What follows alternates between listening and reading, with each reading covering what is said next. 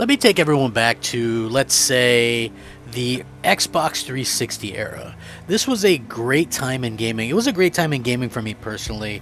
You know, obviously there were some things that came out in that era that will never be duplicated. And I think my real awakening towards gaming really happened in 2007. Like, I had an Xbox One, or excuse me, an Xbox 360 at launch, but I didn't really get into it very much.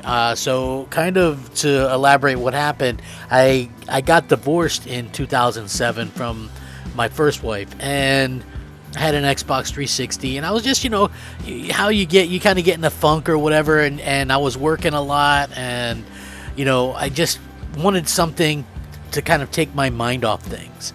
And Xbox 360 was it. You know, I formed a gaming clan. We were gaming on, you know, multiple platforms, but of course Xbox 360 was the main platform that we gamed on. In 2007, I mean, everybody was playing Call of Duty 4 Modern Warfare, Halo 3, you know, Gears of War. Those were the games to play, and if you didn't have an Xbox 360, man, like, you had nothing, to be honest with you.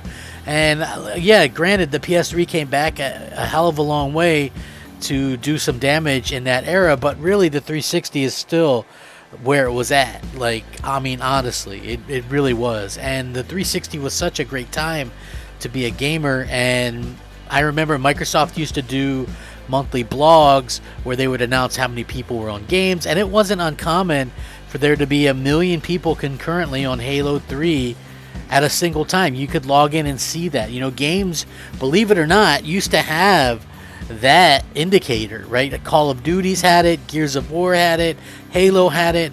It wasn't until, you know, the more recent generations that these games took that ability to see how many people were playing away. Now, you can still see this on, like, Steam, with, like, Steam charts and stuff like that, and it's, I guess, an accurate way to gauge interest, but we don't have that same kind of... I can remember Call of Duty Black Ops, right? It was a rite of passage back in the day. You go to the midnight launch for a Call of Duty game or a Halo game, you go home, you put it in your 360 and you play it. And the great thing about the 360 was you didn't have to install the game. You just got the game, put it in, and you played it.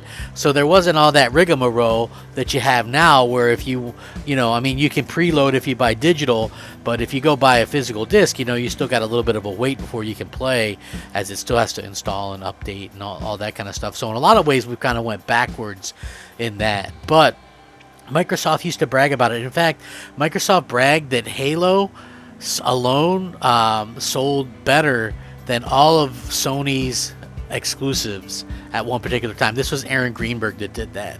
Aaron Greenberg bragged that, hey, you know, Halo, I believe it was Reach, might have sold better than, like, Uncharted and a bunch of other games. And I actually kind of stand corrected looking into it right now. It's Halo 3 actually outsold all those games, right? So that's something that you have to kind of keep in mind. This was something that Aaron Greenberg said. Microsoft's Aaron Greenberg came out with a huge brag and said what PlayStation fans may consider a crushing blow. According to the latest NPD results, Halo 3 has managed to outsell every single major PS3 exclusive combined, including heavy hitters like Uncharted 2 and God of War 3. Just in from the team research, this is from Aaron Greenberg, Halo 3 has outsold Resistance 1 and 2, Uncharted 1 and 2, Killzone 2, and God of War 3 combined. Wow is the right word, although nobody can deny the huge pulling power of Halo to outsell the combined forces of almost all Sony's major exclusives.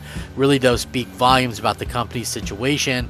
Yeah, very much interesting to see that that was a thing back then. Remember, they used to brag about this kind of stuff, and they used to, you know, talk about it, about how sales mattered, and I believe, you know, they even bragged about the Xbox 360 being number one on NPD for, you know, 30, 40, 50 straight weeks or whatever the hell it was. Like, this was at a time when they had offered the redesign and things like that, you know, and things were going well. So I pleaded with Microsoft to get back to those type of ways and to begin with, right? Like, so what I mean by that is I wanted them to kind of speak up and, you know, and kind of get better with terms of being out there and being proactive, right?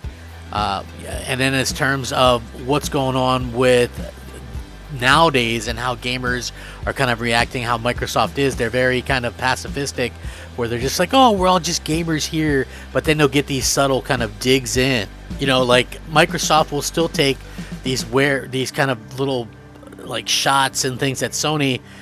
You know, Phil Spencer's done it himself. He'll act like he's above it all, and then, you know, he'll come out and kind of go, oh, well, here we go. You know, we don't charge people twice for PC games, etc., which I felt like was kind of ridiculous to begin with, because they sure as hell would if they would have done things the same way as Sony. If their games were selling 15-20 million on Xbox One last gen, they certainly wouldn't have done what they did. I can promise you that. The fact of the matter was, their console wasn't selling, their games weren't selling.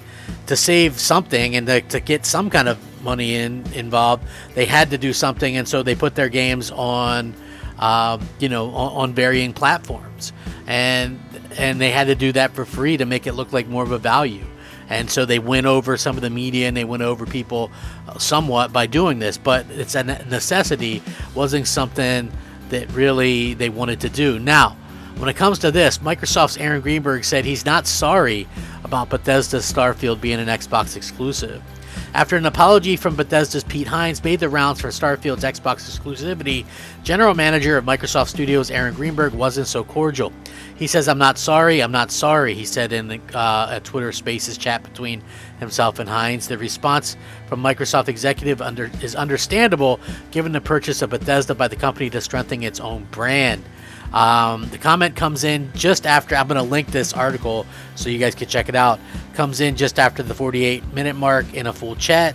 Hines began talking about how he hadn't looked at the Twitter due to his apology going viral. Everybody just decided to freak out yesterday because I said I'm sorry to somebody who was upset. Hines said this in reference to his previous apology about Starfield now being an Xbox exclusive. I decided maybe we all just take a break from each other, except for this Twitter Spaces chat. It's all good, replies Greenberg.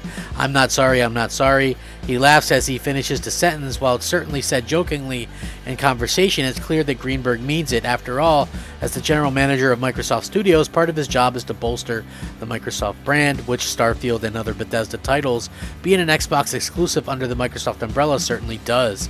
There's no doubt that the acquisition and exclusivity of Bethesda and its franchises will bring more people into the Xbox fold, whether it be the console or Game Pass, which is obviously what they want. Clearly, Pete Hines and Greenberg's different approaches here plays a bit like good cop, bad cop situation, which it is. Hines' own apology comes from a place of once being a third-party publisher, now under a first-party umbrella, more empathetic to people who may have once been excited for Starfield, but now can't play it on the PlayStation platform. Still, Hines acknowledges that the reality of the situation, which is that Bethesda is owned by Microsoft now. Greenberg, on the other hand, hasn't ever been afraid to offer some real talk about the competition within the market. In this case, the acquisition of Bethesda and Starfield is a huge win for Microsoft, and Greenberg isn't about to apologize for something that's just business. That's the way we wouldn't expect Sony to apologize for PlayStation exclusives, acquisitions, or partnerships. And I agree 100% with this. And, you know, for me personally, I've always said, you know, own it. You know, if you're going to go out there and you're going to go and you're going to talk up what you're going to do, then own it at the very least. And that's what I've always stated. Like, Greenberg is out there owning that at least, you know, and I love that. You know, go out there, you've got nothing to apologize for. You know, I understand that Pete Hines is doing something, you know, it's like, imagine that you were somebody who makes movies and your movies used to be everywhere, and then suddenly a company buys up the rights to your movie and it'll only be played on this particular thing. Sure, you're not going to get nearly as many views or whatever that you used to get, and so, you know, obviously you want your stuff to be seen by as many as possible. And with that not happening, I understand where Pete Hines is coming from, but I also understand where Greenberg is coming from, where he's saying he's not sorry. Don't be sorry, be better, you know, like they say. And I think, you know, Sony's response to this was, hey, we're not going to buy studios, we're going to build studios and kind of do that. And I like that response, which they did respond later on about that. And I like that response too. Like, Microsoft has never actually been able to build something from the ground up for themselves. They have to buy stuff, and that's just their style. you know. But I'm glad that he went out there and is, you know, trying to push buttons a little bit. That's what I'd like to see. I'm sure he hates being muzzled all the time by Phil Spencer, you know. If you're out there doing this for your brand, then do it. Don't take the corporate high road, because you've already proven that you've, you know, taken the low road multiple times. So, you know, go out there and own it. Be honest. Say, hey, we bought this. It's an exclusive. Buy an Xbox. We got a console for you. Or buy a PC. You know what I'm saying? Like, do it that way, you know. Don't pussyfoot around. Just go out there and own that crap. So, I love this. I'm going to link this so you guys can check it out. Let me know what you guys think. Sound off, rate, comment, subscribe. How do you feel about this, though? Thanks for watching. Slap that like button. It's me, Crap Gaming. Rack 'em up. Crap Gamer out.